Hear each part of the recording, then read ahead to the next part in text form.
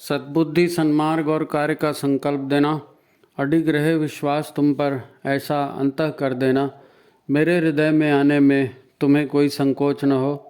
हे गुरुदेव, मुझे नज़रों से दूर कभी न होने देना।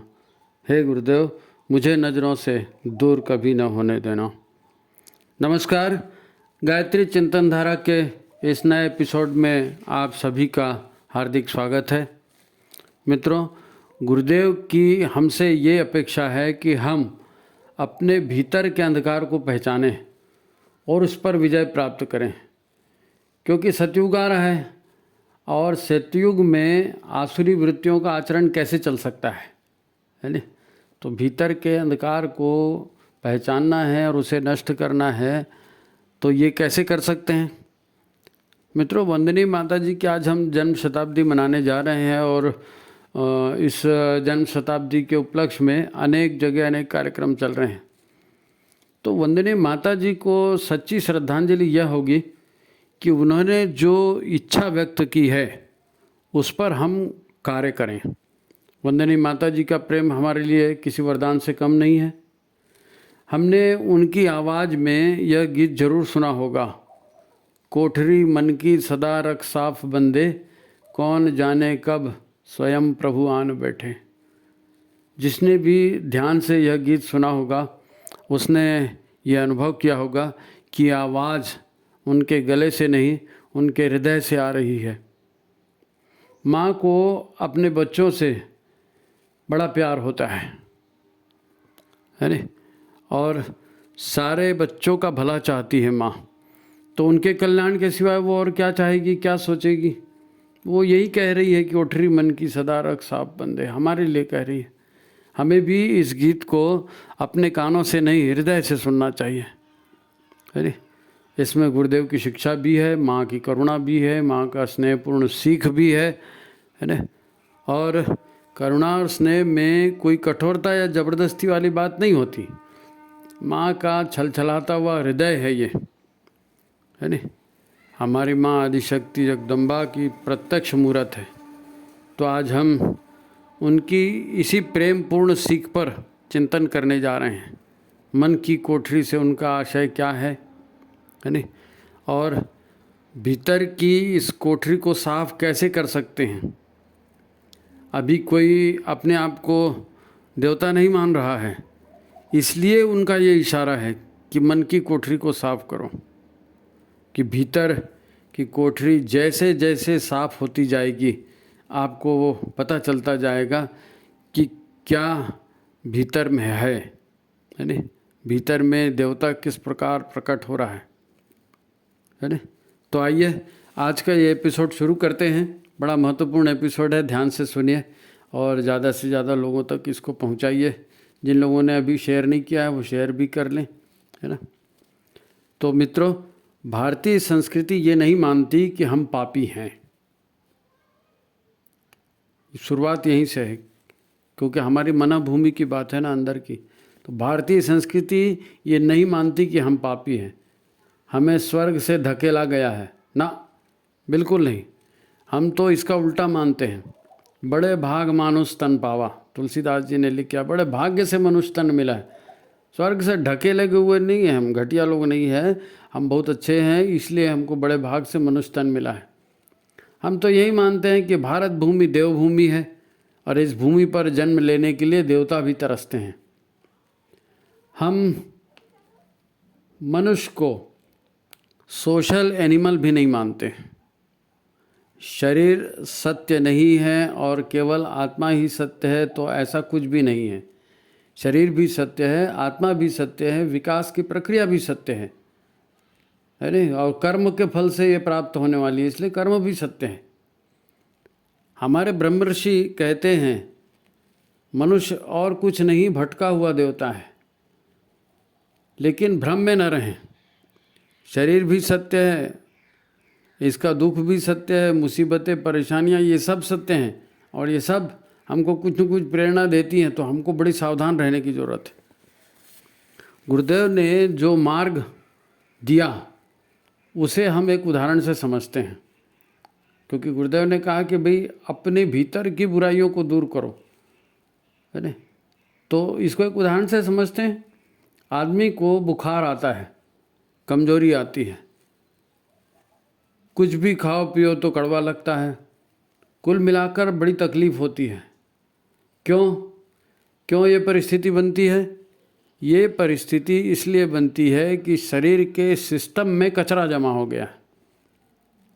शरीर के सिस्टम में कचरा जमा हो गया, तब शरीर का काम चालू हो गया, है नहीं। शरीर अग्नि उत्पन्न करता है उस विकारों को भस्म करने के लिए। उन विकारों को भस्म करने के लिए शरीर अग्नि उत्पन्न करता है, कचरे को जलाने के लिए। इसीलिए शरीर कहता है कि सारी गतिविधियां रोको, खाना पीना बंद कर दो, चलो मैं ही मुंह को कड़वा कर देता हूँ, है नहीं, खाना बंद कर दो। विकार जम गया है, उन विकारों को भस्म करना है, इसीलिए टेम्परेचर बढ़ा है। तो जानवर तो प्रकृति के हिसाब से चलते हैं, वो तो कुछ गड़बड़ होने पर खाना पीना बंद कर देते हैं। हम हैं कि खाए चले जाते हैं, टेस्टी होता है, डॉक्टर के कहने से खाते हैं जो भी है नहीं। दरअसल जो भी हानिकारक वायरस बैक्टीरिया शरीर में घुस जाते हैं, है नहीं, तो वो इस बढ़े हुए टेम्परेचर से नष्ट हो जाते हैं। हम काली मिर्च खाते हैं, तुलसी के पत्ते में उसको पीस कर खाते हैं, है नहीं, तो गर्मी और ये अग्नि को और प्रदीप्त करता है और इन विकारों को भस्म करते हैं। तो बुखारों या परेशानियों का मूल कारण क्या है? शरीर और मन के बढ़ते हुए विकार। शरीर स्थूल शरीर है और मन हमारे सूक्ष्म शरीर का एक अंग है। स्थूल शरीर किससे काम करता है? सूक्ष्म शरीर से काम करता है, और मन इसका एक अंग है। तो जैसे स्थूल शरीर का सिस्टम, ऐसे ही सूक्ष्म शरीर के भी अनेक सिस्टम हैं, वो भी सिस्टम खराब होते रहते हैं। मन के दुष्विचारों से, इंद्रियों के अतिभोग की कामना से, आलस्य से, प्रमाद से, है नहीं, इनसे मन में तनाव बढ़ता है, अनावश्यक ऊर्जा का क्षय होता है और फलस्वरूप स्थूल शरीर भी रोगग्रस्त होते जाता है। सूक्ष्म शरीर तो रोगग्रस्त होता ही है, मनोविकार तो बढ़ते ही हैं, स्थूल शरीर भी रोगग्रस्त होता है। अब गुरुदेव ने हमें समाधान के रूप में क्या करने को कहा है? गुरुदेव ने समाधान के रूप में कहा है, आप गायत्री का जाप करो, आप यज्ञ करो। यज्ञ से क्या होता है हम जानते हैं, जीवन देने वाली प्रकृति पुष्ट होती है नहीं। देव दक्षिणा के रूप में गुरुदेव हमसे एक एक बुराई, एक एक मनोविकार त्यागने का संकल्प कराते हैं, है नहीं। तो ये भी काहे के लिए? भीतर की बुराई को ख़त्म करने के लिए। देव पूजन, दान और संगतिकरण, यानी कुल मिलाकर सुव्यवस्था का निर्माण करना, ताकि दुख तकलीफ ना हो, है नहीं। ये व्यक्तिगत और सामाजिक सुव्यवस्था बनाने की प्रक्रिया है यज्ञ। इसलिए इसके पहले गायत्री की उपासना की जाती है। इसलिए इसके पहले गायत्री की उपासना, क्योंकि सद्बुद्धि आएगी तब यज्ञ करने के लिए भी प्रेरणा मिलेगी।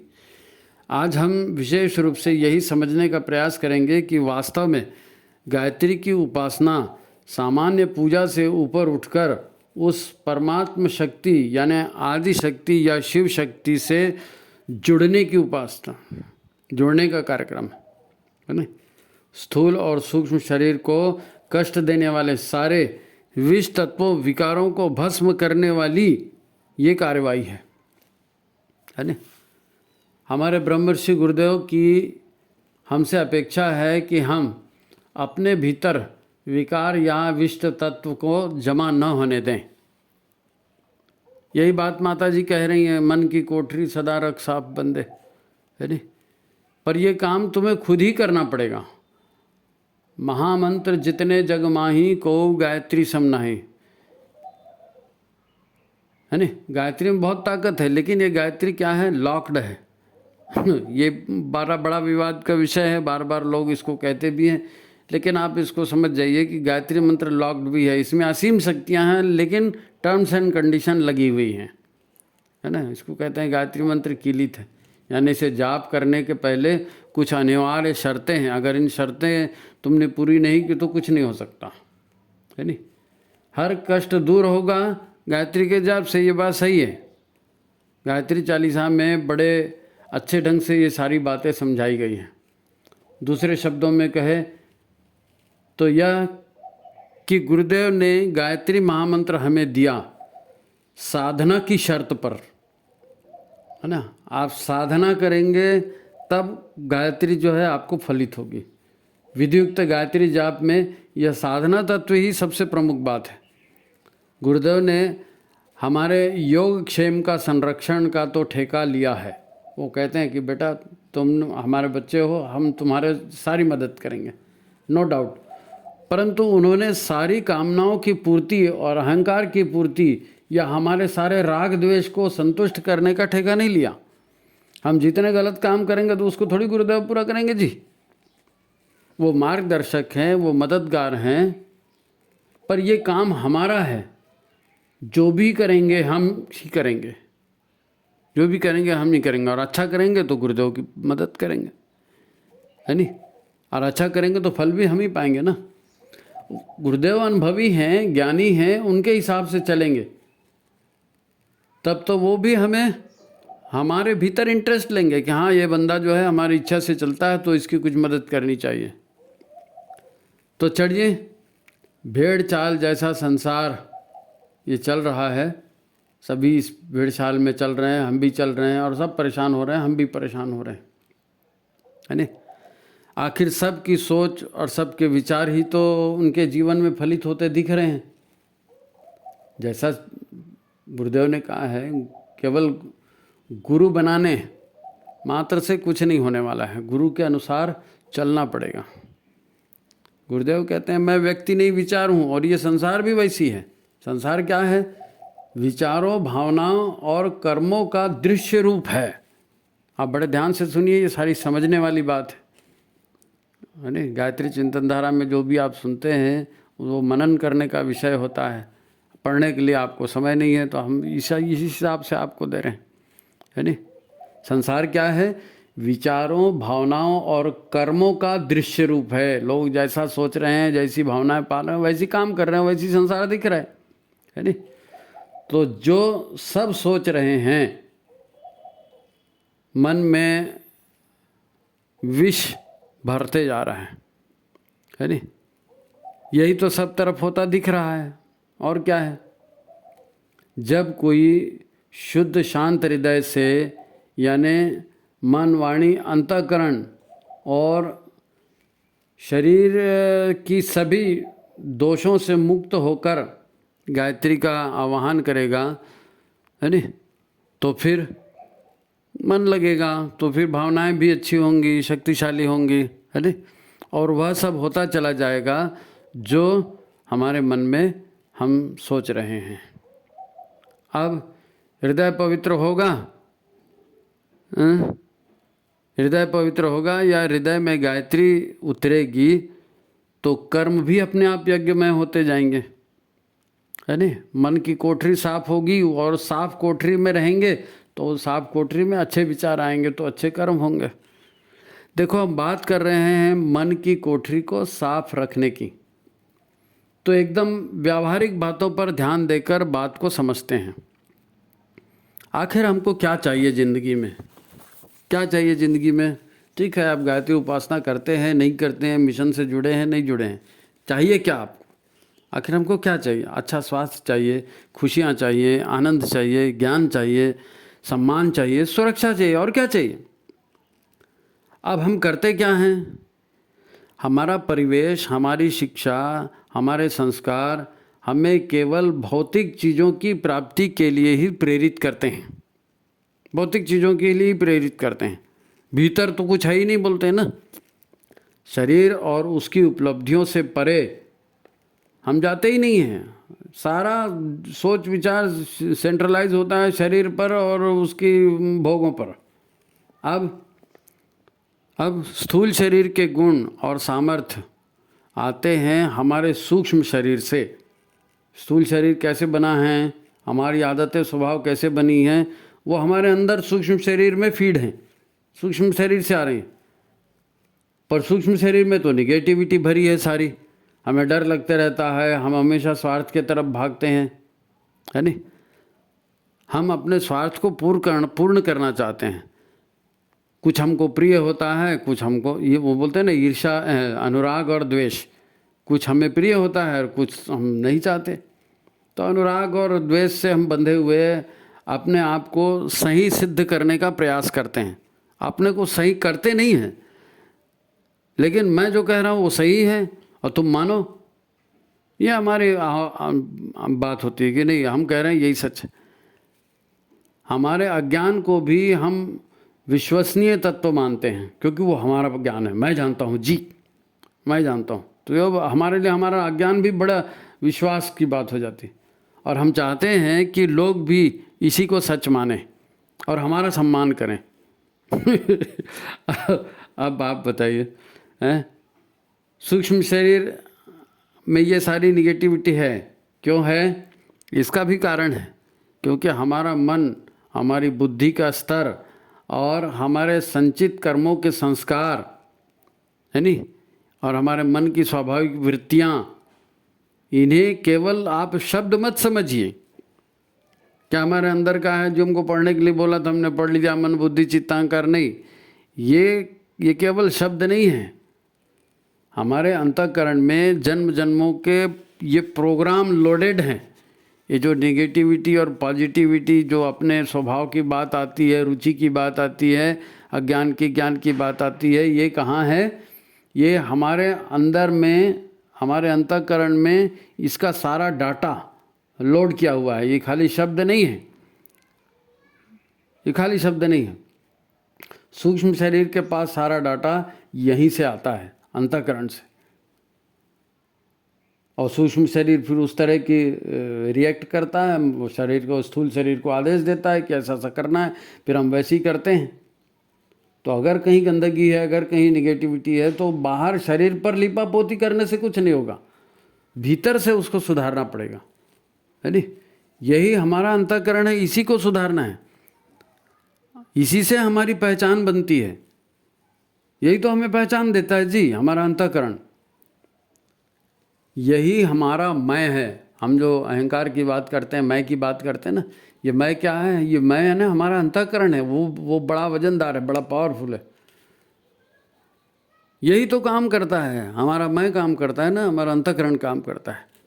सब खुशियाँ, सफलता, आनंद, सुरक्षा, जो भी हम चाहते हैं वो मिलेगा कैसे? इन्हें पाने की भी तो शर्तें होती है ना। हमारे मैं से या हमारे स्वभाव, संस्कार और कर्मों से मेल होगा इनका, तभी ये पूरी होंगी, है नहीं? हम चाहेंगे कुछ और करेंगे कुछ, तो ये कैसे मिलेगा? हर जगह टर्म्स एंड कंडीशन अप्लाइड। कुछ काम चाहिए तो, कुछ रिजल्ट चाहिए तो वैसा काम करना पड़ेगा। ये शाश्वत नियम है, इसका उल्लंघन नहीं हो सकता। ये हमेशा याद रखना, ये हमेशा याद रखना। जैसा सोचना वैसा ही माहौल में रहना, वैसे ही कर्म करना, तो वैसे ही फिर परिणाम। ये टर्म्स एंड कंडीशन दूसरे रूप में सद्विचार और सत्कर्म कहलाते हैं। अगर आपको बेटर चाहिए, अगर आपको अच्छा भविष्य चाहिए, तो क्या करना पड़ेगा? टर्म कंडीशन क्या है? सद्विचार अपनाना पड़ेगा, है नहीं? वो मन की कोठरी साफ करना, सद्विचार अपनाएंगे और तब हमारे से सत्कर्म होंगे, है नहीं? सद्विचार और प्राण से ही सत्कर्म और सत्परिणाम प्राप्त होते हैं। अगर सद्विचार नहीं है, सत्संग नहीं है ना, उपासना नहीं है, तो फिर प्राण नहीं आएंगे, फिर सत्कर्म और सत् परिणाम जो चाहते हैं वो नहीं मिलेंगे। तो फिर मन की कोठरी को सदा साफ कैसे रखें? इसके लिए बुद्धि को सात्विकता के संस्कार देने हैं, है नहीं? बुद्धि को सात्विकता के संस्कार देने, क्योंकि कुछ भी विचार करने का आता है तो विचार पहले बुद्धि के पास जाता है ना। अब बुद्धि अगर तामसिक है तो तामसिक विचार देगी, अगर बुद्धि राजसी है तो राजसी विचार देगी, और यदि बुद्धि सात्विक है तो सात्विक विचार देगी। बुद्धि भी राजसी, तामसी, सात्विक होती है नहीं? तो मन की कोठरी कैसे साफ रखेंगे? इसके लिए बुद्धि को सात्विकता के संस्कार देने हैं, है नहीं? मन की संचित कुत्सित विचारधारा, है नहीं, कुत्सित कामना, कुत्सित भावना, और सारी तामसी प्रवृत्तियों का इसके लिए नाश करना पड़ेगा, है नहीं। गायत्री जाप से यही तो होता है, तमस कटता है नहीं। उस प्राण स्वरूप दुख नाशक सुख स्वरूप श्रेष्ठ परमात्मा को हम अपने अंतःकरण में धारण करें और वो परमात्मा हमारी बुद्धि को सन्मार्ग में प्रेरित करें, मन की कोठरी साफ रखने की। तो जब तक बुद्धि और मन शुद्ध नहीं होगा तब तक अपने आप के बारे में हमारी धारणा भी नहीं सुधरेगी। हम भी जैसे वो मैंने जो सोशल एनिमल और पाप का घड़ा और दुनिया भर का जो लोग सोचते हैं वही हम भी सोचते रहेंगे तो कैसे बनेगा। हम अपने आप को घटिया ही समझते रहेंगे, है ना। हम अपने आप को मामूली आदमी ही समझते रहेंगे तो फिर काम क्रोध लूट, है ना, झूठ चोरी चकारी अति धन संग्रह, है ना, किसी का हक छीनना, ये सब भी हमारे लिए मामूली बात हो जाएगी। क्योंकि हम तो मामूली आदमी है जी, थोड़ा बहुत तो सभी करते हैं जी, तो हमने भी थोड़ा बहुत कर दिया जी, तो यही बोलेंगे। तो ऐसे में काम नहीं चलने वाला, ऐसे में काम नहीं चलने वाला। तो हमने कर दिया, ये कोई बड़ी बात हम नहीं मानते, ऐसा घटिया काम हमने कर दिया मानते ही नहीं, क्योंकि हमारे मन में वही भरा हुआ है। हमारी बुद्धि यही कहती है कि सब तो करते हैं, सब तो करते हैं। ये बहुत बड़ा तर्क है, आपने सुना होगा, लोग गलत काम करेंगे और बोलते हैं उसने भी तो किया था अरे तो ये ऐसा नहीं चलेगा। ऐसा घटिया जीवन हम जीते रहेंगे तो कुछ नहीं होने वाला है। हम चाहते तो हैं कि बड़े बने, सामर्थ्यवान बन जाएं, सुखी बन जाएं, सम्मानित बन जाएं, है नहीं। फिर ये तो सब करते हैं, अब दोनों बातें कैसे होंगी। हमको वो रिजल्ट भी अच्छा चाहिए और घटिया काम भी हम करेंगे, क्योंकि सब करते, तो दोनों बातें एक साथ नहीं हो सकती। तो फिर गुरुदेव से हम प्रार्थना करते हैं कि हे गुरुदेव हमें बचाओ, हमारा उद्धार करो, है ना।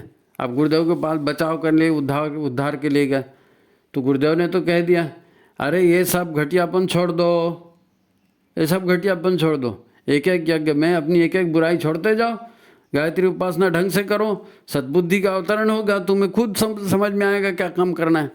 तुम देवता हो, तुम ही सच्चिदानंद स्वरूप परमात्मा स्वरूप देवता हो भाई, मानो इसको, ये गुरुदेव का कहना है। देवता हो ठीक है, भटक गए हो तो हम हैं कि गुरुदेव की बात भी नहीं मानते, हमारे कर्म बदलते ही नहीं। हम गुरुदेव के पास जाते जरूर हैं, प्रार्थना जरूर करते हैं, वहाँ प्रकट प्रज्ञा में चिट्ठी डाल के आ जाएंगे, भगवान ऐसा ऐसा कर देना, गुरुदेव ऐसा ऐसा कर देना, लेकिन हम शरीर को ही मुख्य मानते हैं। तो बाहरी प्रदर्शन ये हमारा बड़ा तगड़ा रहता है नहीं, बाहरी प्रदर्शन बड़ा तगड़ा रहता है, भीतर भीतर को कौन देखता है जी बाहरी चमक धमक दिखाते जाओ, है नहीं। तो बाहरी तगड़ा रहता है प्रदर्शन, और श्रेष्ठता की स्पर्धा यहीं चालू हो जाती है।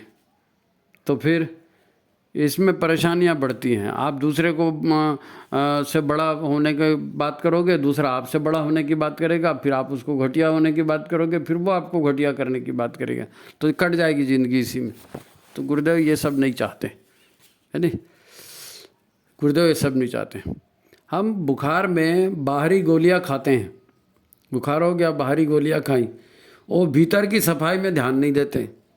अब दिक्कत ये है कि महाकाल ने विनाश का चक्र चला दिया है। अब गोली खा के टेम्पररी रिलीफ वाली बात से काम नहीं चलेगा, क्योंकि टेम्पररी रिलीफ मिल जाती है, फिर वही बीमारी किसी न किसी रूप में बढ़ जाती है ना। तो हम भी वैसी, हमारा स्वभाव ऐसी हो गया है, हमारा स्वभाव, हम थोड़ा सा ऊपरी दिखावा कर देते हैं। तो अब ऊपरी दिखावा से ये काम नहीं चलेगा। क्यों नहीं चलेगा? क्योंकि अब महाकाल का विनाश का चक्र चल रहा है नहीं। विनाश का चक्र, विनाश का चक्र मतलब कमजोरी भीतर रखी तो बीमारी तय, कमजोरी भीतर रखी तो बीमारी तय। आहार विहार चिंतन व्यवहार ठीक नहीं तो बीमारी होगी, ये तय है। आलस्य प्रमाद होकर करोगे बीमारी होगी, ये तय है नहीं। अहंकार बढ़ते जाता है तो फिर परिवार टूटते जाता है। अहंकार बुरी बात है, मैं करते रहोगे तो कौन बचेगा जी? ना दोस्त बचेंगे, ना परिवार बचेगा, ना संगठन बचेगा, कुछ नहीं बचेगा। महाकाल का चक्र चल रहा है, अब ये जरा भी किसी को माफ़ी नहीं है। प्यार मिलता नहीं लोगों को, है नहीं, तो फिर लोग नशा करते हैं, परिवार टूटते हैं, नशा करते हैं, अनीति से पैसा कमाते हैं कि भी पैसे से सब हो जाएगा, जैसा भी जिसको भी जो भी साधन मिलता है, अरे आज तो चलता है जी, सब लोग तो करते हैं जी, तो सब लोग फिर उल्टे सीधे में कर रहे हैं। और मानसिक तनाव पाल रहे हैं तो बीमारियां भी बढ़ रही हैं, उल्टे सीधे धंधे भी बढ़ रहे हैं। अब तो सरकार ने, है ना, छापे मार मार के नोटों की गड्डियाँ निकालनी शुरू कर दी हैं, तो उल्टे सीधे कमाई से जितना भी पैसा पाया होगा वो भी बाहर निकल रहा है। सब महाकाल की प्रक्रिया चल रही है विनाश की, क्योंकि ये दुष्टों का विनाश होगा तब तो सज्जन इस धरती पे रहेंगे जी। सतयुगी, इसी धरती को सतयुगी वातावरण बनाना है ना। तो दुर्मति और दुष्कर्म खत्म नहीं होंगे तो सज्जन कैसे रह पाएंगे।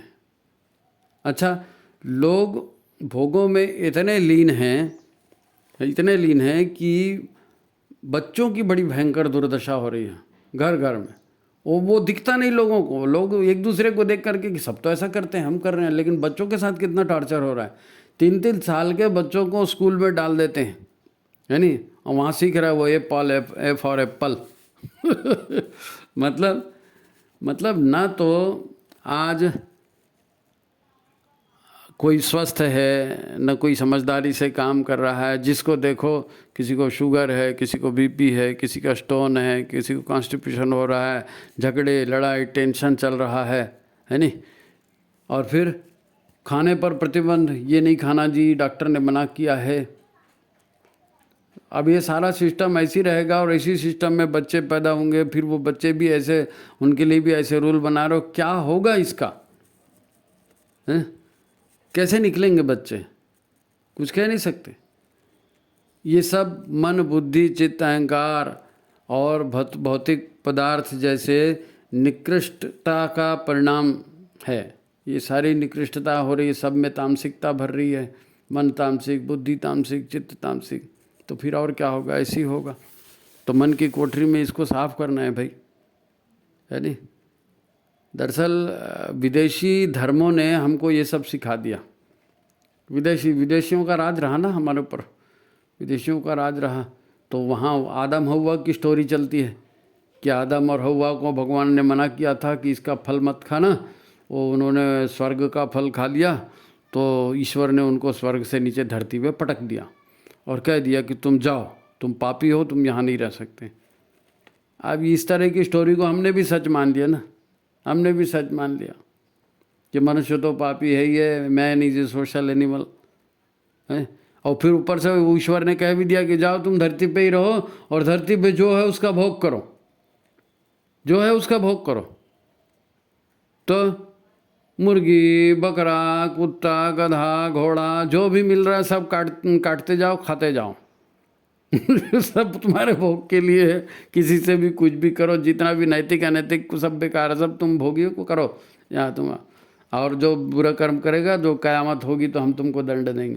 तो ये सब हम भी मानते मानते उसी के जैसे हमारे भी संस्कार हो गए, उसी के जैसे हमारे संस्कार हो गए।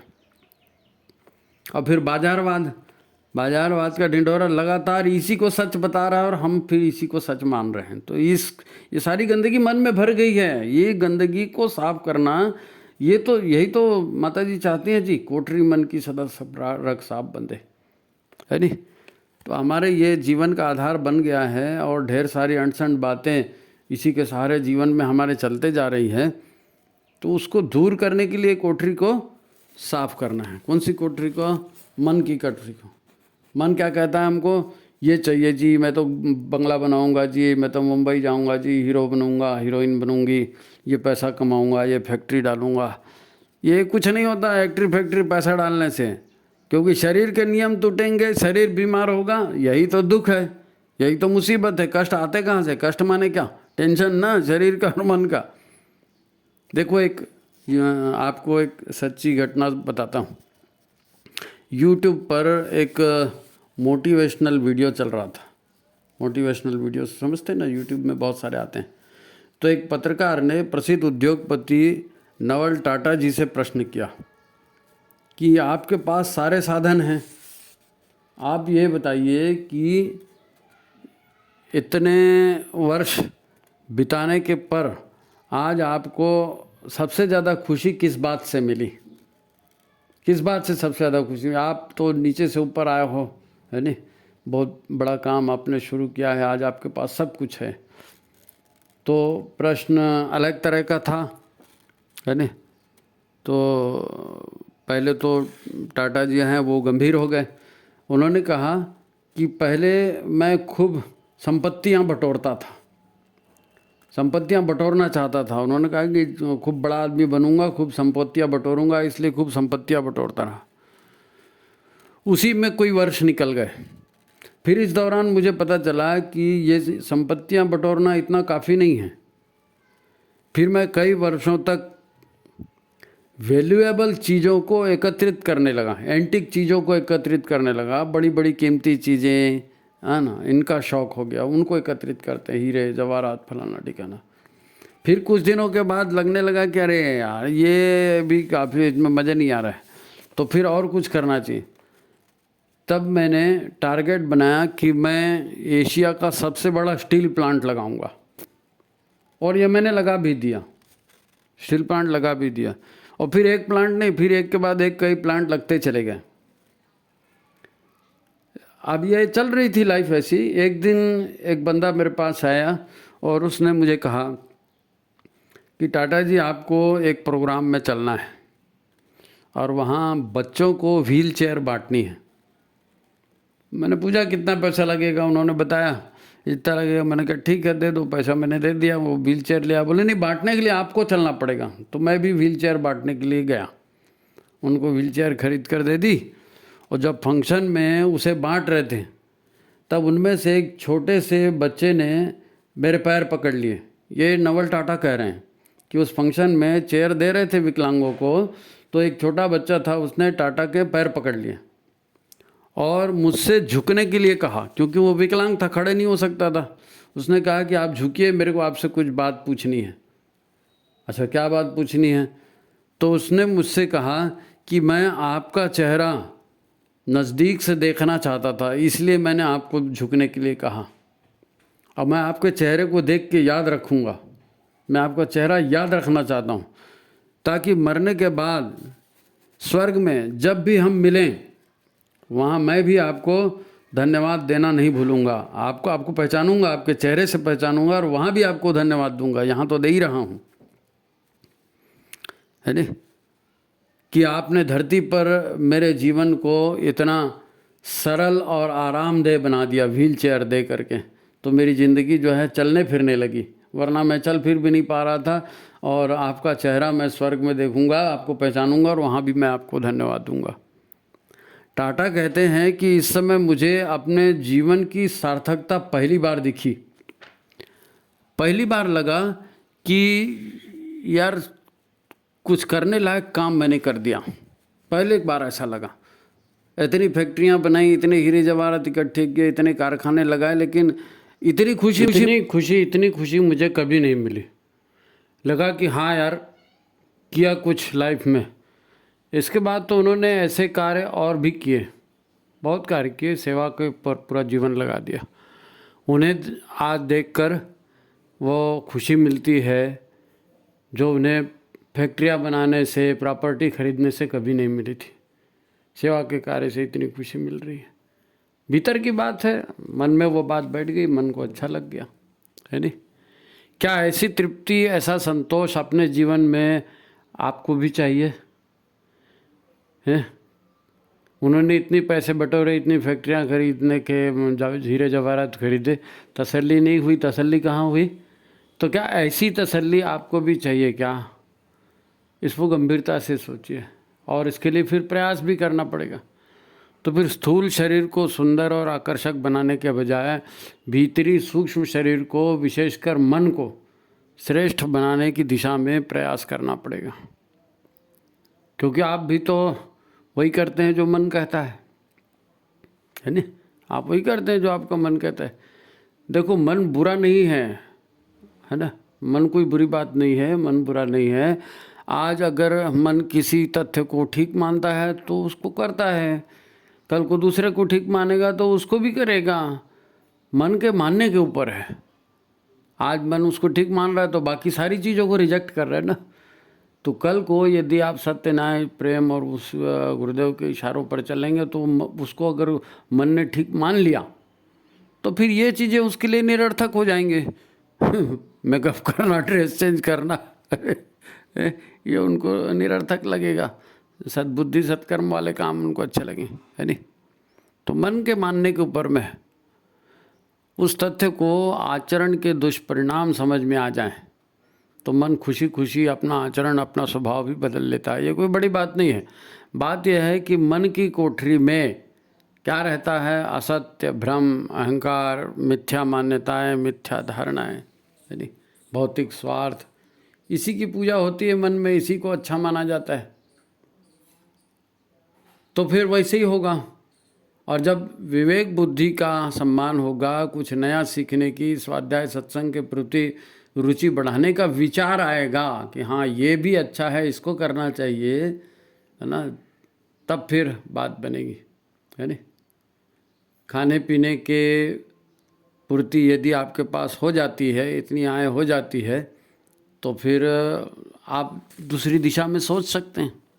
भूखे भजन न हो गोपाला, पहले तो रोटी पानी का इंतजाम करना पड़ेगा। और अगर इतना हो जाता है तो फिर नवल टाटा का उदाहरण है, उससे प्रेरणा ली जानी चाहिए। और सेवा की दिशा में, मन को पवित्र करने की दिशा में, मन की कोठरी को साफ करने की दिशा में। मन की कोठरी साफ करना मतलब मिथ्या और अवांछनीयता का मनपूर्वक त्याग। नवल टाटा ने किया ना, नहीं यार फैक्ट्री में मज़ा नहीं है, नहीं यार धन दौलत में, ज़मीन जायदाद में मज़ा नहीं है, तो उनका त्याग किया, मनपूर्वक किया, मनपूर्वक त्याग किया, है नहीं। तो यदि अवांछनीयताओं का मनपूर्वक त्याग होगा, सुधार की दिशा में प्रयत्नपूर्वक प्रयास होंगे, है नहीं, दिखावा आडंबर सब छोड़कर सत्प्रवृत्तियों को अपनाने की बात अच्छी लगने लगेगी, तो इसे कहते हैं कि मन की सफाई हो रही है नहीं, मन की सफाई हो रही है। करुणा हृदय से आप हृदय में जग जाए, आप करुणापूर्ण हृदय से भगवान से प्रार्थना करें। प्रार्थना का भी असर होता है। जब आपकी प्रार्थना बदलेगी तो मन बदलने में सुविधा होती है। भगवान से प्रार्थना करें, है ना। भगवान बसो इस मन में तुम, यह मन देवालय हो जाए। माता जी ये भी गीत गाती हैं, भगवान बसो इस मन में तुम, यह मन देवालय हो जाए। तो आपकी प्रार्थना है, आपको इस दिशा में प्रयास करना चाहिए, है ना।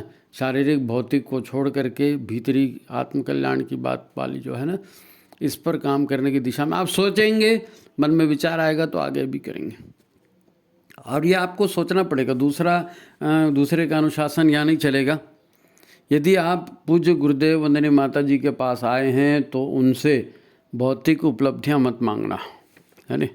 रुपया, पैसा, कार, व्यापार, हारी बीमारी से मुक्ति, ये सब मांगना है तो ये तो माया वाली बात है। माया जग ठगनी, माया करते रहिए। ये हो जाए भगवान, फिर लड़के की शादी हो जाए भगवान, फिर लड़के को घर बन जाए भगवान, फिर लड़के की गाड़ी आ जाए। ये कभी ख़त्म न होने वाली चीज़ है नहीं।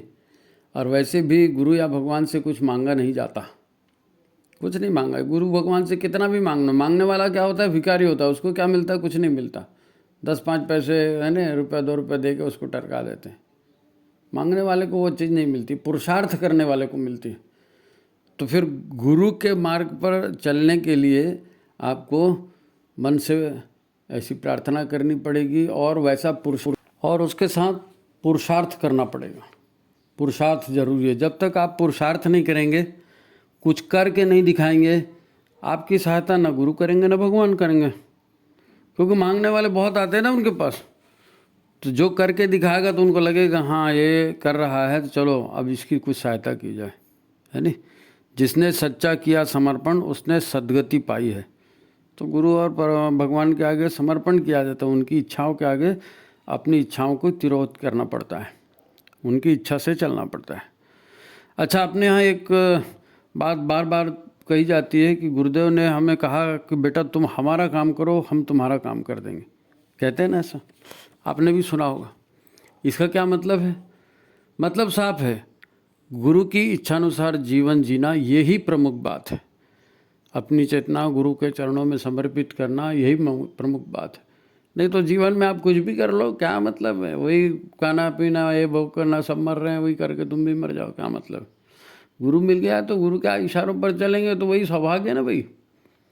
जीवन के महाभारत के बीचों बीच हम खड़े हैं, है नहीं। कृष्ण जैसा मार्गदर्शक हमें मिल चुका है और उन्होंने पूरे युग परिवर्तन की सारी संरचना कर रखी है। आज हम जो कुछ दुनिया में परिवर्तन हो रहे हैं इसको ज़रा देखें ना, ज़रा देखें। सतयुगी वातावरण में रहने की पात्रता हमारे अंदर होगी तो हम सतयुग में रह पाएंगे।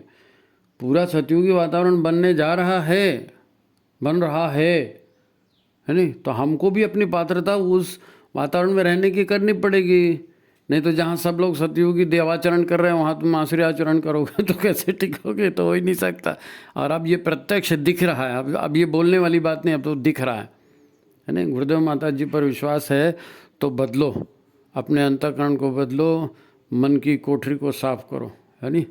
और लगाओ दहाड़, अपनी हीन भावनाओं को छोड़ दो, लोग क्या कहेंगे इस बात को छोड़ दो, है ना। गुरु के शिष्य हैं तो लगाओ दहाड़।